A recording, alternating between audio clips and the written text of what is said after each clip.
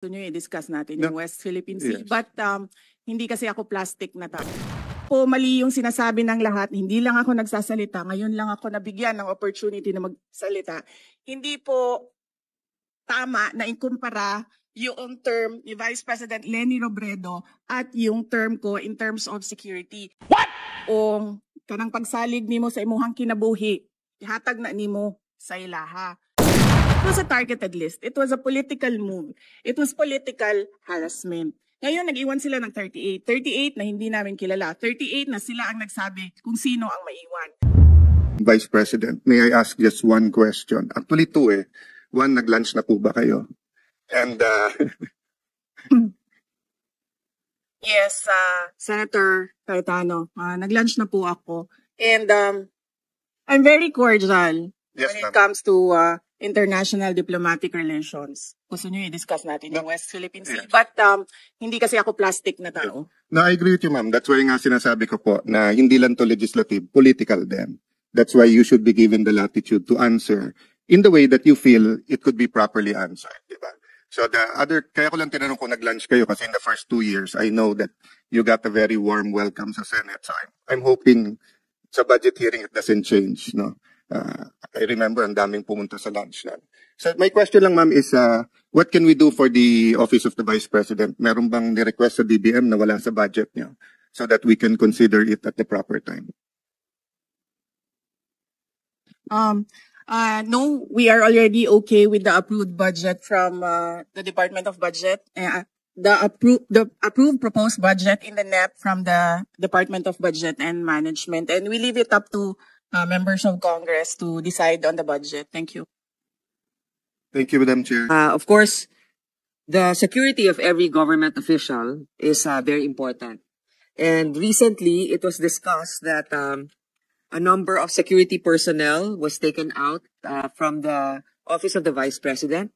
I think, if I'm not mistaken, totally, the PNP said they recalled 373 personnel across all agencies. So I'd like to know, baka naman wala nang natirang security sa OVP, hindi naman, ano na bang status? Ilan ang tinanggal na security? At meron bang nagbabantay ngayon? Madam Chair, may I be allowed to give a very long answer about the security?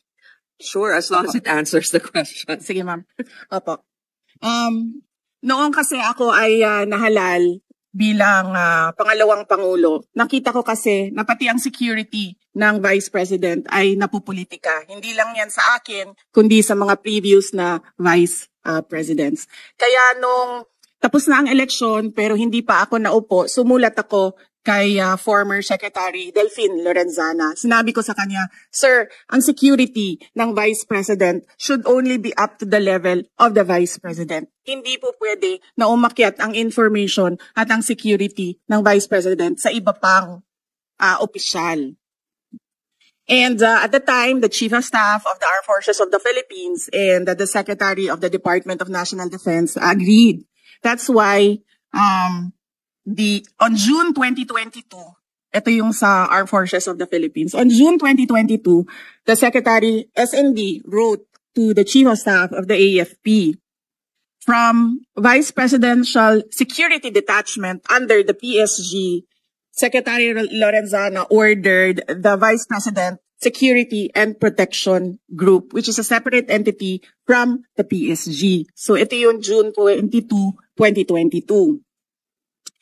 Ngayon, nag-issue ng orders ang AFP GHQ ng General Order 0917 to activate the reorganization from detachment to security group. On July 5, 2022, the activation order and the table of organization and equipment was released. Yes. All right. So, hindi ko alam kung ano ang nangyari sa Philippine National Police, but apparently they decided that they will mirror what the AFP did. So, noong December 9, 2022, inactivate ang Vice Presidential Protection Division under the PSPG. Ito under ng NHQ General Order OPL 22-22 and NAPOLCOM Resolution 2022-0675. Kaya po mali yung sinasabi ng lahat. Hindi lang ako nagsasalita. Ngayon lang ako nabigyan ng opportunity na magsalita. Hindi po tama na ikumpara yung term ni Vice President Leni Robredo at yung term ko in terms of security. Dahil yung security, yung VP-SPG at yung VP-PD sa PNP ay meron pong orders lahat. Ibig sabihin, there is a basis in law doon sa pag-activate sa kanila. Ngayon,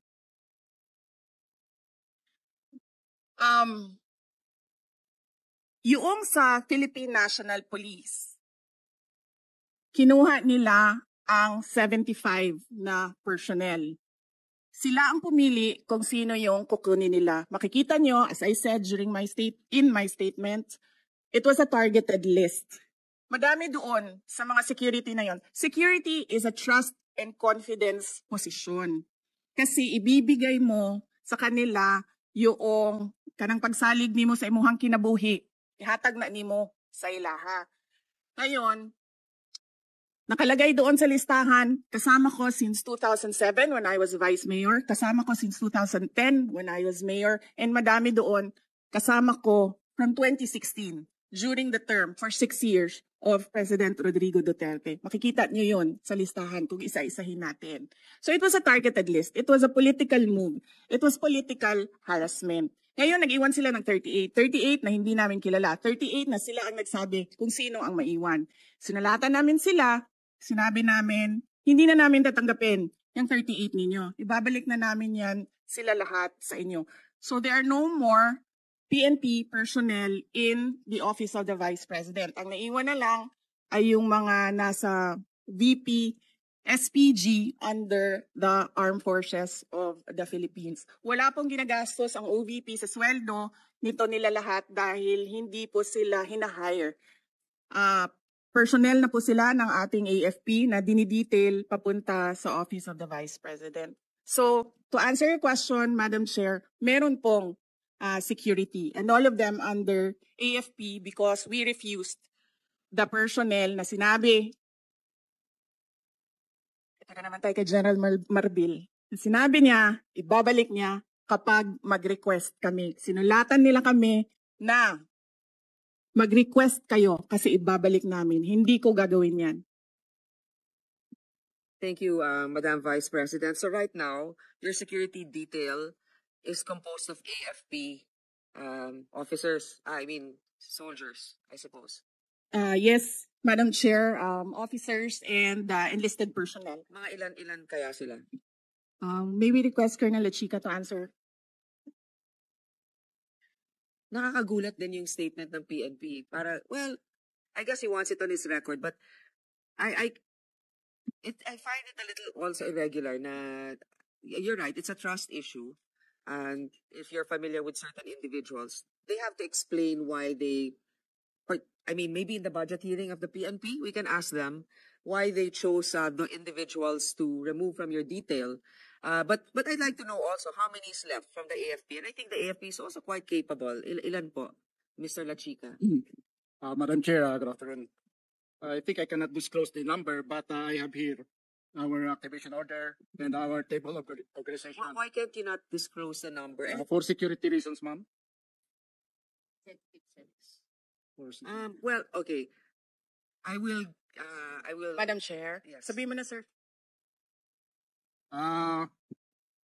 From our table of organization, ma'am, and equipment, we are authorized to have 364 personnel coming from the different major service of the AFP. But for our actual number, as of now, 337 po, ma'am. And this is under the AFP.